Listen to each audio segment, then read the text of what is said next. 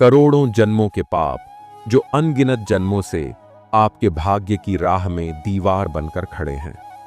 कल्पना कीजिए, यदि वो सब एक ही दिन में, एक ही क्षण में राख की तरह उड़ जाएं तो। आज की यह कथा वही चाबी है जो आपके जीवन के सबसे भारी ताले को खोल देगी। यह केवल सुनने की कहानी नहीं है, यह वह पवित्र अनुभव है जो आपके हृदय को स्पर्श करेगा, आपकी आत्मा को झकझोर देगा और आपके जीवन की दिशा बदल देगा। इसलिए मेरा आपसे हाथ जोड़कर विनम्र निवेदन है, कृपया इस वीडियो को अंत तक जरूर सुनिए। जन्माष्टमी की रात, एक ऐसा क्षण जब पूरा ब्रह्मांड एक अदृश्य उत्सव में डूबा होता है।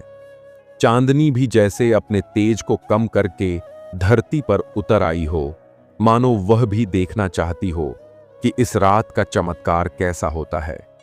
मंद मंद बहती हवा, मंदिरों में गूंजते मृदंग और झांझ की धुनें, और कहीं दूर से आती नंद के आनंद भयो, जय कन्हैया लाल की पुकार। इस पावन समय में श्री कृष्ण की स्मृति मात्र से ही हृदय में एक अनोखी शांति उतरने लगती है। कहा जाता है कि जन्माष्टमी की रात केवल एक उत्सव नहीं, बल्कि आत्मा के लिए पुनर्जन्म का अवसर है। यह वह क्षण है जब आपके भीतर के पाप, अज्ञान और दुख की जंजीरें खुल सकती हैं। श्री कृष्ण का जन्म केवल मथुरा की जेल में नहीं हुआ था। उनका जन्म हर उस हृदय में होता है जो भय, मोह और अधर्म की कैद में बंद है और जो उस कैद से मुक्त होना चाहता है। इस रात जो कोई सच्चे मन से भगवान का स्मरण करता है, उसका मन निर्मल हो जाता है, मानो वर्षों की धूल एक क्षण में धुल गई हो।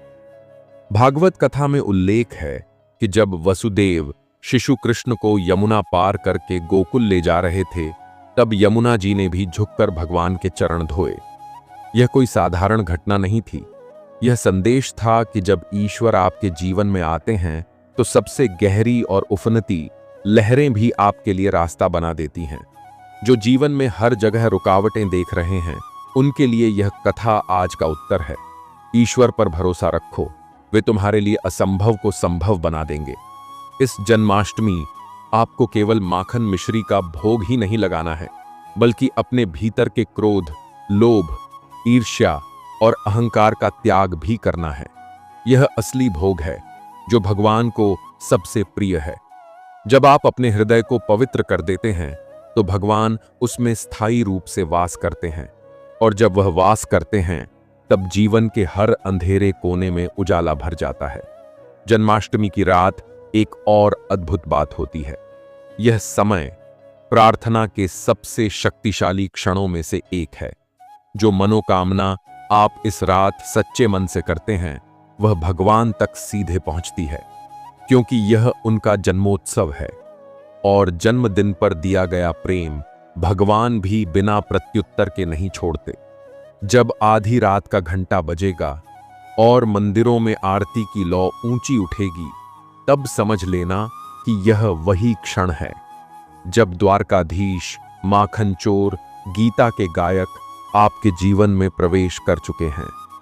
उस क्षण का स्मरण मात्र भी आत्मा को हल्का और निर्मल कर देता है, मानो भीतर का सारा बोझ, सारे भय, सारे पाप बिना कुछ कहे भगवान के चरणों में समर्पित हो गए हों।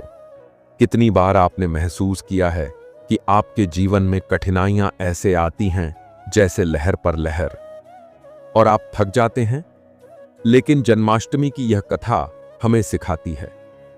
जब वसुदेव ने कृष्ण को अपनी गोद में लिया तो हर तूफानी लहर ने उन्हें रास्ता दिया। यह कोई चमत्कार नहीं था, यह उस भरोसे का फल था जो उन्होंने अपने भगवान पर रखा।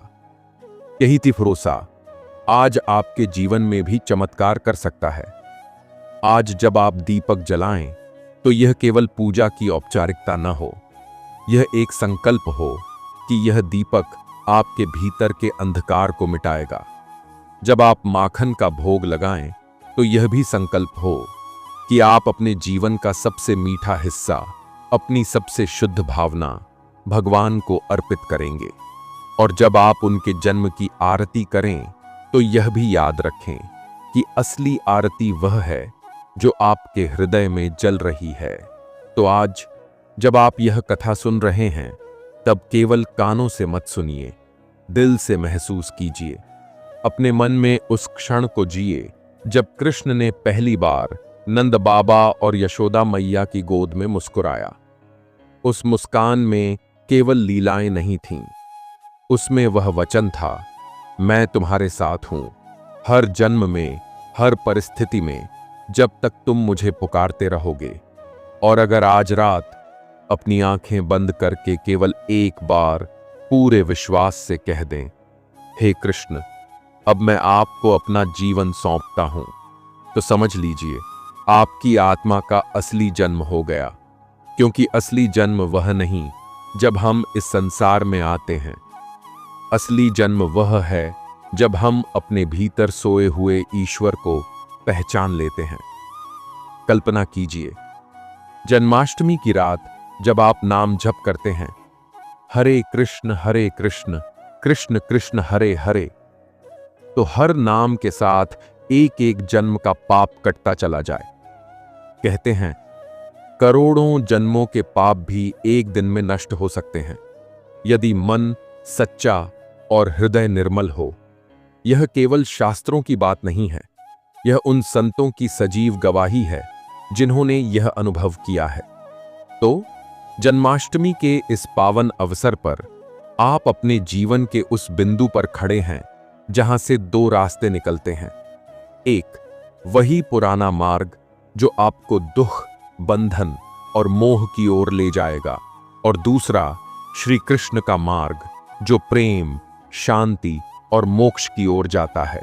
चुनाव आपका है, लेकिन अवसर आज ही का है। क्योंकि कौन जानता है अगली जन्माष्टमी तक हम यहां होंगे या नहीं। और याद रखिए, जब भगवान का जन्मोत्सव मनाया जाता है तब केवल उनके आने की खुशी नहीं होती, बल्कि यह भी संदेश होता है कि अब समय आ गया है अपने भीतर सोए हुए कृष्ण को जगाने का। जैसे वसुदेव ने बंधनों के बीच भी साहस किया और कृष्ण को सुरक्षित गोकुल पहुंचाया, वैसे ही आपको भी अपने भीतर के डर, आलस्य और अज्ञान को पार करके उस सत्य को अपने जीवन में पहुंचाना है जो आपको मुक्त कर देगा। जन्माष्टमी की रात यह कथा केवल आपके कानों से नहीं, आपके आत्मा तक उतरे। और जब आप सोने जाएं तो यह विश्वास लेकर जाएं कि आपका हर पाप, हर दर्द और हर बंधन अब टूट चुका है। क्योंकि आज कृष्ण का जन्म केवल मथुरा में नहीं, आपके भीतर भी हुआ है। और फिर जब यह कथा अपने अंत की ओर बढ़ती है तो मैं चाहता हूं कि आप अपनी आंखें बंद कर लें और अपने मन में उस अंधेरी मथुरा की जेल को देखें, जहां चारों ओर लोहे की सलाखें हैं, भारी जंजीरें हैं और ऊपर से तूफान का शोर गूंज रहा है। वहीं एक छोटा सा दीप जलता है और उसी क्षण श्री कृष्ण का जन्म होता है। वह जन्म केवल वसुदेव और देवकी के लिए नहीं था, वह आपके लिए था। क्योंकि यह जेल केवल मथुरा में नहीं है, यह हमारे भीतर भी है। यह जेल है हमारे भय की, हमारे मोह की, हमारी गलतियों की और हमारे पापों की। जन्माष्टमी की रात कृष्ण का जन्म आपके भीतर इसलिए होता है ताकि ये सब बंधन टूट जाएं। कल्पना कीजिए, भगवान स्वयं आपके पास खड़े हैं। उनकी मुस्कान में करुणा का समुद्र है, उनकी आंखों में अनंत प्रेम है और उनके हाथ में आपका जीवन बदलने की शक्ति है। वह कहते हैं, डरो मत, मैं आ गया हूं। और जैसे ही यह शब्द आपके भीतर उतरते हैं, आपकी आत्मा के वर्षों पुराने अंधकार पर पहला सूरज निकल आता है। इसलिए जन्माष्टमी के रात जब आप उनके नाम का स्मरण करें तो केवल जप न करें, समर्पण करें। अपनी सारी तकलीफें, सारे डर, सारे पाप बस उनके चरणों में रख दीजिए। मान लीजिए कि यह आपकी आखिरी जन्माष्टमी है और आपको अपने कृष्ण को एक भी क्षण खोना नहीं है। क्योंकि कौन जानता है यह रात फिर मिले या न मिले। लेकिन अगर आज आपने सच्चे मन से उन्हें पुकार लिया तो यह वादा है वह जन्म जन्मांतर तक आपका हाथ नहीं छोड़ेंगे। तो उठिए, अपने भीतर की जेल का दरवाजा खोल दीजिए। आज कृष्ण को अपने हृदय में जन्म लेने दीजिए और देखिए, कल जब सूरज उगेगा तो यह सिर्फ एक नया दिन नहीं होगा, यह आपका नया जीवन होगा। तो मित्रों, यह केवल एक कथा नहीं थी, यह वह आह्वान था जो सदियों से हमारी आत्मा को पुकार रहा है। अगर इस जन्माष्टमी की रात आपके हृदय में जरा भी प्रकाश जला है, जरा भी शांति उतरी है, तो यह भगवान की कृपा है। इसे व्यर्थ मत जाने दीजिए। मेरा आपसे विनम्र निवेदन है, इस वीडियो को अंत तक सुनने के बाद एक पल रुककर सच्चे मन से कमेंट में लिखिए, जय श्री कृष्ण। यह शब्द केवल स्क्रीन पर नहीं, आसमान में गूंजेंगे और वहां से सीधे उनके चरणों तक पहुंचेंगे। और जब वह मुस्कुराकर आपकी ओर दृष्टि डालेंगे, तब देखिए आपकी किस्मत किस रूप में बदलती है। इस जन्माष्टमी अपने परिवार, मित्रों और हर उस इंसान के साथ इस कथा को बांटिए जो अपने जीवन में प्रकाश चाहता है, क्योंकि जब आप एक आत्मा को भी ईश्वर की ओर मोड़ते हैं तो उस पुण्य का फल अनंत होता है।